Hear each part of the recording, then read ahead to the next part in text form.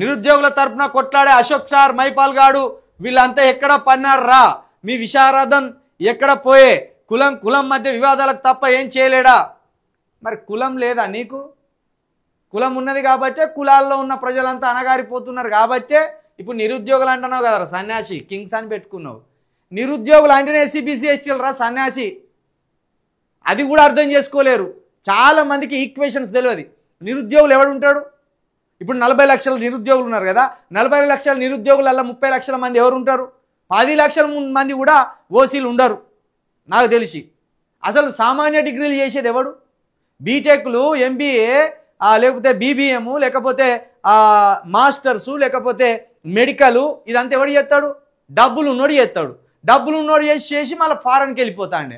సామాన్య డిగ్రీలు, సాంప్రదాయ డిగ్రీలు చేసిన వాళ్ళు ఎవరు? ఎస్సీ బీసీ ఎస్టీలు. అంటే మళ్ళీ నిరుద్యోగులు మేమే కదా.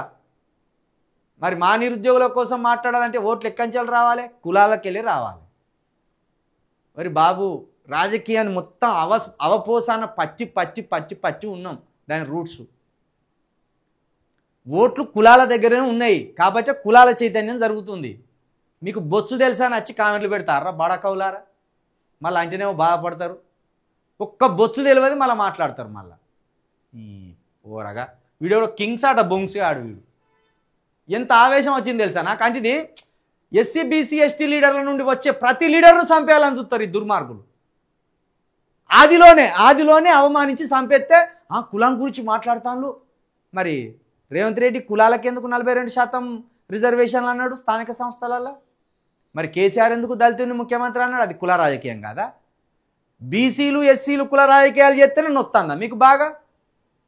ఈ ఆమె మళ్ళీ నోటికి మంచి మాటలు వచ్చేటట్టు లేవు. మరి సపరేట్గా మూసుకొని లేవు ఇలాంచే. మీకు ఇట్లనే బుద్ధి చెప్పాలరా మీ అసంటులకు? కులాల గురించి ఒక రావు మాట్లాడొచ్చు, కులాల గురించి ఒక రెడ్డి మాట్లాడొచ్చు, కులాల గురించి ఒక దళితుడో ఒక బీసీనో మాట్లాడితే నొత్తాంది వీళ్ళకు బాగా ఎక్కలేని బాధ. ఎందుకంటే పుష్కున చెప్పే ఈక్వేషన్స్ ఎస్సీ బీసీ ఎస్టీలకు అర్థమైతే మన బతుకు తెరువు పోతుంది, మన నోటికాడు ముద్ద ఆగమైపోతుంది. ఇదే భయం ఈ బాడకావు గాళ్ళది.